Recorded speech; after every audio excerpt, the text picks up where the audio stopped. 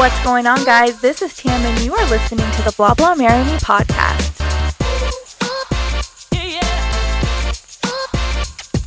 Thank you guys so much for listening today, wherever you're listening from, whether that's on Spotify, iHeartRadio, iTunes Podcast, or Stitcher. Super appreciate you guys listening, rating, subscribing, following, all of the above. Or if you're listening through my new website, which is tamaraluhu.com, and there is a section for Blah Blah Marry Me on there. So thank you guys so much for listening. Today, I am back in my podcast space. I've been doing a lot of, I guess I call them road shows, or I've been taking my equipment to other people so that we could record guest spots on there. But if you tune into the YouTube channel, which I'm trying to upload the recordings of the Thursday episodes on Mondays, I've redecorated my area for Thanksgiving, fall, whatever you want to call it. So anyway, you can see that on the YouTube channel, which is also linked on tamaraluhu.com, or if you're following me on any of the social media channels, on Facebook at Blah Blah Marry Me Podcast, or on Instagram at Blah Blah Marry Me. All of those are linked in the bio. So thanks so much for following along. I really do appreciate everyone for listening. So today we are going to be talking about COVID dating and emotional intelligence. So I know at the beginning of this, I said that I was going to kind of be the guinea pig and try different ways of dating and different avenues for that. And so I'm basically just going to give an update on those apps, like what I'm on, and then kind of some things that have, I don't want to say come to light, but have made me just kind of aware of myself and my personality. So anyway, so let's jump into it. So I let's see, a few weeks ago, or however many episodes back that was, said that I was going to be going on 3 different dating apps, which I have, and that would be Hinge, Bumble, and Tinder, because these are the ones that I've kind of seen a little bit more activity on. People have said that those have worked for them, so I decided that I wanted to give those a go as well. And so just to recap on kind of how those work. So Bumble they are all basically swipe right, left, right for yes, I want to match with you, left for I don't. Bumble is same premise. Once you swipe right, the difference being is that you have a time limit, so that's only 24 hours once you match with someone that you can contact with them. Basically, if you don't contact them within 24 hours of matching, it goes away. And the caveat to this is that the female, is the one that has to initiate the conversation. So, as opposed to Tinder's the same way. You swipe right, you swipe left. Tinder, you can match, and either one can message, and there's no time limit on there on the initial conversation. And Hinge is the same way. Swipe, or I think on Hinge, I lie. You have to like quote unquote something about what they've said, or a picture. And you can send them like a note. So like if you like a picture, you can make a comment on, cool shirt or whatever you want to say. And then if they like you as well, they can match with you. And again, there's no time limit on that, and the guy or the girl can initiate that conversation. So in the last like 3 weeks, I've been a little bit more active, and I mean like every day, just on these, just to see kind of what's out there. And here's my hang up with online dating. And I don't know if I'm alone in this or not, but it's hard when you're trying to discern someone's personality on an app, on a message exchange. I am very much like I am better in person. I understand that my personality doesn't come off like the best maybe online, or maybe the words I say aren't the best. I don't know, but I feel like I'm much better in person through conversation. Obviously I do this podcast and so I don't have a problem talking and kind of telling people about myself and, kind of being open in that fact. So my issue is that I've tried like sending messages or like asking questions and things like that, but I feel like I'm the only one that's talking, and I don't know if that is a like I don't know. Like I don't know how else to do that without it making sounding like an interview. Because if I'm just asking you questions and you're not like reciprocating with or expanding on the question, like so I've been asking, and I actually saw this on TikTok. Um that we match, hey, how are you? Hi, got a question for you. And that's how I've been starting things. And it's usually something quirky because I feel like I don't want this to be like super serious. Like, I'm just trying to feel you out. You're trying to feel me out. We're just trying to see if we vibe, like if we have the same type of personality. I don't know. And I'm kind of quirky and I kind of like don't take things like so seriously. So, my question, and again, I don't even know who this girl was on TikTok, but she was like, I always ask if we go out to dinner, what is the appetizer you're rallying for? Like, what appetizer are we're gonna share? So, which one are you pulling for? It's kind of stupid, right? But it's just something to get the conversation started. It's not intended to be like oh my gosh, you said you like spinach artichoke dip, you know, done, game changer. That's my deal breaker. It's not meant to be that. And it's been funny reading responses because people will say, or guys will just be like, if we're at this restaurant, I like this. And I'm like, okay, cool. Where's your favorite restaurant to go to? And it's like, I am the one trying to expand. They are literally just answering the questions and done. And my whole thing about dating is that it's like a two-way street, right? Like, I want to get to know you, you want to get to know me. And I feel like whenever we're in this process of trying to get to know each other, that like you should make a little bit more effort. And so I'm curious and I want people to please message me at blah blah marry me on Instagram or on Facebook at blah blah marry me podcast and tell me, because I also want a guy's perspective on this, because I feel like um I'm seeing this like as a trend with girls that I know that are single, that they feel like they're carrying the conversation. And so I don't know what it is. Like is it the energy that I'm putting off, like that I don't know. So and I also so rap I still talk to him like every day. I was telling him this story and he was like, maybe you shouldn't use such big words. And I'm laughing because I said, what big words did I use? I didn't use big words. I don't understand. And he said, you said acquaintance.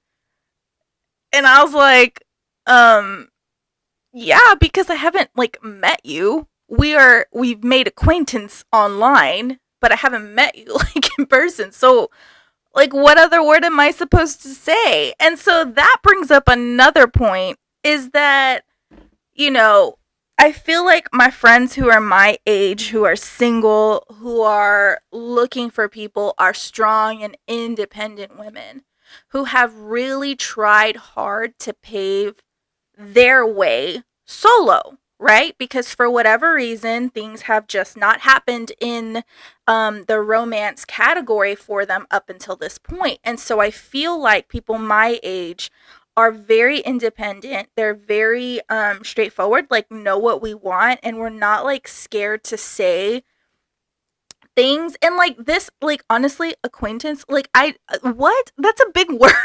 Like I don't know what to say to that because that's how I am. And on the flip side, I'm also not gonna like dumb myself down because it makes someone uncomfortable that I'm using like a bigger word or a word that's not in their vocabulary. Like I don't know what to say to that. Um and I'm not like ragging on rap at all. This was just like me and him having like a conversation about it. But, it made me really think too that it's like, women my age who are dating are going to be these like fiercely independent women who are not scared. And honestly, like, we're probably not scared to be alone. So it's like, it's not, you're not going to intimidate me, you're not going to like scare me off. If you're not jiving, that's cool, like move on, like I'm not going to cry over it. But it just makes me like really, I'm very interested to see if people have, and I said I want more guys opinions on this because this is just my like perspective on it, and like females around my age perspective on it as well. I feel like that we're telling a lot of the same stories. So I want to hear from you guys. So please message me at blah blah marry me or at blah blah marry me podcast. Because I want some perspective on this because I want to know. I kind of want to know what people's online dating, habits are like. Are females, males are in their 30s, you get the same vibes? Like I just kind of want to know. But anyway, that's how that's going with me. I've met up with no one on these apps because yeah, I don't know, it's made me like really aware too of I'm not going to carry this conversation. And I don't know if I'm judging this too early because I'm also not going to carry this relationship. Like that's not how this is going to work either. Or that's not something I want to sign up for. So I don't know if I'm being too harsh on my views on this online dating too because I don't know. Okay, so again, I can't wait to hear from you guys because I am just genuinely curious as to what everyone else's experience has been in online dating. Um, but we're going to kind of jump through kind of the things that I've learned about online dating, things that have surprised me, and kind of like what my go-to questions and lines are. So, all right, so let's see. One thing that has surprised me in online dating is I guess that because I have been so like taking the bios and pictures that I use a little bit more seriously, that it still surprises me that guys use blurry pictures or they use group pictures. So for me, a group picture is like I don't even know which one of you are in this picture. So like how am I supposed to, like, am I just supposed to right swipe and like guess and hope that you're like the one that I think is decent looking, or I don't know. Anyway, it's just really interesting to me. Or pics with other girls. So I ran across one profile yesterday that was a guy, and literally all of his pictures were him. Not all of them, but I think there was like 4 or 5, and I think maybe 3 of those pictures were with a girl. So to me, that's telling me that and it wasn't a joint profile, which that's the other thing that surprised me about these apps is the amount of couples looking for a third wheel. But anyway, so back to the other picture. So to me, the guy who has the picture of him and seemingly, I guess, his old girlfriend, that surprises me that he would choose to use that picture. Like maybe that's the only recent pictures that he has, but I mean, I feel like we could get creative with our cropping skills and whatnot. So that still surprises me. So yeah, so I'm gonna go on to that next thing was the amount of couples that are looking for a third wheel or someone to kind of join their, I don't know, relationship. I don't even know, but that's been really surprising to me, and it shouldn't be because it is a dating app, so I guess it's open for everything, but um I don't know, it's just interesting. I feel like there's other apps and like things that are kind of geared towards that. I feel, at least in my experience, most of the people that are seeking like dating and whatnot on these apps are looking for some type of monogamous relationship. And again, that just might be my friends, but that has been kind of surprising to me, is the amount of couples that are actually looking for a third. Um, anyway, so the other thing I wanted to, so things that I swipe left on, and this is just me. Um, I'm not a fan of shirtless pics. I mean, I'm not gonna lie, they're not awful to look at, but it's just not like, if that's your best feature, if you're putting that as your first picture and you're saying, like, basically you're putting a shirtless pic because it's a thirst trap, right? Like, you're feeling yourself and you want people to see, like, oh, look, I've got a great body. Like, if that's your best attribute, that's not the most important thing to me. So if you're putting that first, that's like you putting your best foot forward. So it's just not that appealing to me. So if there's like a shirtless pic, it's not my thing. So that's a swipe left. Um, and then the other thing is that because I am so intentional in like the ways that I'm trying to go about dating and whatnot, is that I look through people's profile. I try not to just like swipe left, right, left, right. Excuse me. Um, so if I look through their profile and they have things on there that are like not interested in kids, or what's another one? That's probably the biggest one, honestly, because I do want to have kids. If they put they're not interested in having kids, then I'm don't even want to pursue it. um, or like if they have kids, that's fine. Like, I'm 33 at this point. Like, it's gonna be a package deal likely the older I get.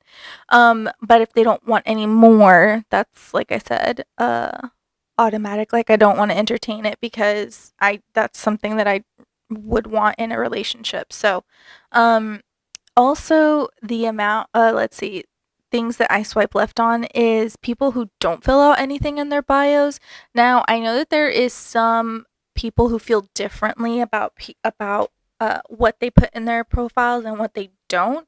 I actually follow a girl on TikTok who does not put anything in her bios, and most of the stuff that her tactics and whatnot, I would like agree with, except for this one. Her thought process is that if I don't put anything in my bio, then you have to talk to me. Like, you have to like reach out. But for me, filling out a bio and just like some things about you is like giving that person enough to want to talk to you. Now, if it works for her, great. More power to her. She must have some awesome pics.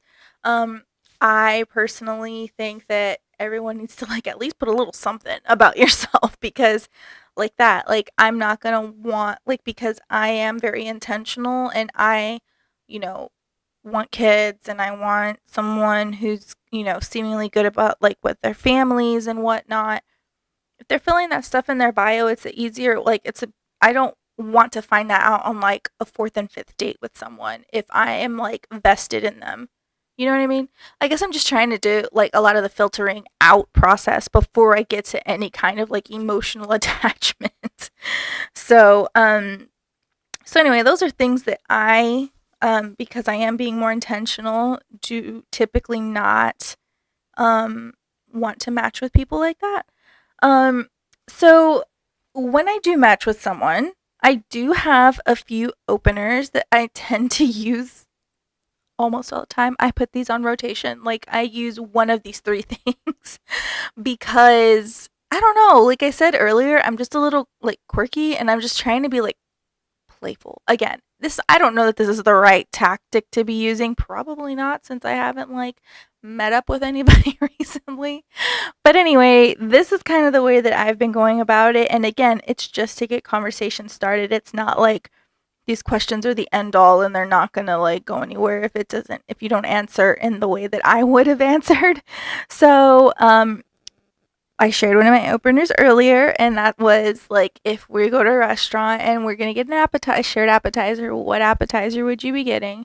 Again, I feel like this can lead down a road of, oh, like, um, I like this, and then, where's this appetizer at? Like, is there a certain restaurant? Like, what days of the week do you typically go out? Like, how do you have fun? Like, I feel like there's a lot more that can snowball from that question. So I typically like that one. Another one is, what's one thing you would never do again? So this one is interesting, and I like this one too because um there are some things and some hobbies that I know that I they're not my cup of tea, but they're things that I have always thought they were not my cup of tea because I've never really done them, or I've done them in a very limited capacity and maybe didn't have like the best experience. So for me, I always say like I'll try anything once. Even if I've never done it, like I'll try it once because at least I can say I did it. Like, for example, fishing. I've never really been fishing. I say this, I laugh because like I think I was maybe in 5th grade and we went to camp for school and they had like a stocked pond and we went fishing, quote unquote.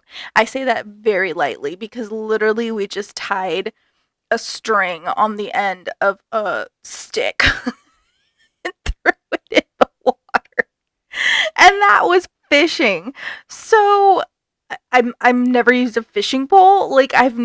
So I did not have a great experience like first time fishing, quote unquote. So I've always said I didn't like it, but as I'm like trying to be more introspective and like broaden my horizons, I'm like, I say I don't like fishing, but what if it's because I've never really been fishing? So again, I've always said that I'll try anything once, and so that's why I like that question. Like, what's that one thing that you did, but you'll like never do it again? It's like you did it for your story, and then that's it. So my last question is, what is one of the best places that you've ever been to? Could be in Houston, could be far away, like a trip you took somewhere. What is one of the best travel experiences you've ever had? So I like this one because I kind of have like I want to see more of this world, of the United States. I've not been to all 50 states. Like I want to experience more of what the world, the US, Texas has to offer. And so I would like someone who has that same kind of a spirit. Like I do enjoy being at home. I love spending time with my family and my friends here, like locally. But some of the best times that I have had with my friends, with my family, has been on trips in other places. And so I would hope that, like, whoever I'm with would have that same kind of desire to build those memories in different places. And I think it's also important too. Like, I think it's important for someone to have like a hustle mindset, like a success mindset of like we need to work hard and like make sure that we're successful and make sure our jobs are good and secure and that we have what we need. But I also have a really big desire to vacation, to not do that all the time. I am a big believer in using vacation. There are people who don't. People who cash in their vacation at the end of the year and all they do is just work, work, work, work. And that's like not the life that I want to live. I want to be able to enjoy the fruits of my labor with my spouse, partner, whatever, and have friends that like to do that as well. Like some of the best trips that I've been on have been with my friends and their spouses. I mean, typically I'm like a third wheel, fifth wheel, whatever you want to call it.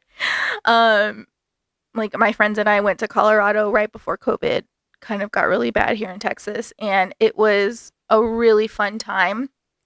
We try to do that once a year, once every other year. Like I have another set of girlfriends that we like to go and do. We're trying to do trips every year because we all live in different places, and so we want to try and like just get together and have fun and good times. And so I want to do that like with my spouse and I want to do that separately. So I want to make sure that we're like on the same page for that. So anyway, so I think that that's just like those are like my three go-to like conversation starters. Um like I said, I haven't had too much luck on here lately. So I am really looking forward to hearing from people to kind of give me their perspective on this, like what your thought process is. How do you pick your openers? Do you have a, surefire method way of going about this? Um anyway, so definitely I think I'm probably going to wrap it up for the episode because that's kind of what's been my experience through all of this.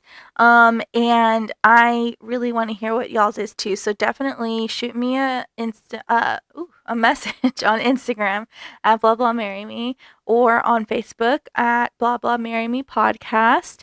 Um, Definitely check out my new website. It's Tamaraluhu. That's TAMARALUHOU.com.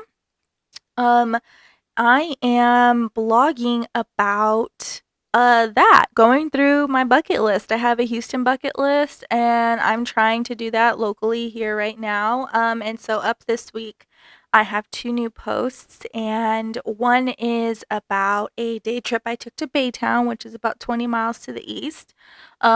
There's a winery out there that I was not expecting. It was super cool. One of my friends suggested a Cuban restaurant, which loved. It was so great. And then there's also a really awesome art installation downtown Baytown. So anyway, head out to the blog, tamaraluhu.com. Also, there is a post about, because I am trying to bring awareness to local businesses and charities. One of my favorite pastimes is actually thrift shopping, and I love it. And there is a couple of thrift shops here in Houston that are actually branches of the St. Vincent de Paul Society, which is a ministry, I guess, of the Catholic Church that helps low income and families in need. So, anyway, so those are up there right now.